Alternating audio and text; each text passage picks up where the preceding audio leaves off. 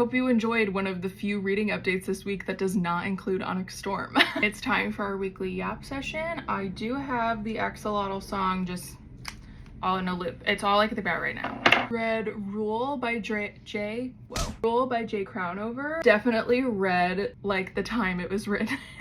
I think if I had read it back in 2012, 2013 when it came out, I would have been obsessed with it. The plot line that really gets me going, female main character was friends with a boy that passed away and he had a twin who she is in love with. The whole book she talks about how like he kept her secret and nobody knows that she's been keeping his secret. He's dead and he trusted me and he deserves to keep his secrets.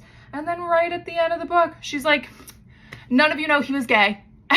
I was like, oh, okay. I was very happy to see that they took that plot line out of the movie. I'm surprised they kept him in at all. I talked about this in my video last week. It's very like quote unquote bad boy, even though he is not a criminal. He doesn't do anything bad. He just likes tattoos and like is emotionally unavailable. Asking Axolotl. Jesus Christ. I went totally out of my comfort zone and I read How to Sleep at Night by Elizabeth Harris. I actually filmed a reading vlog while I was reading it. Don't typically read just straight contemporary that doesn't have a romance plot or contemporary fantasy. So I do have to remind myself that like this is not the usual thing that I read. Reading it the week after the inauguration, I was a little bit like, oh no, this is too real. On the whole, I would say I liked it more than I disliked it, but that's just kind of where I am. I read A Sorceress Comes to Call by T. Kingfisher. One of the most intriguing things to me about this one is that the magic was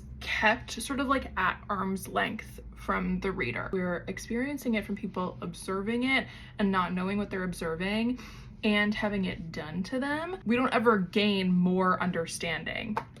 And I just thought that was a really interesting way of doing this. I'm also once again just blown away by how T. Kingfisher is able to balance like every emotion in a book. Like I laughed, I cried, I was aghast, all while being very moody and creepy, but inviting. What is my hair doing?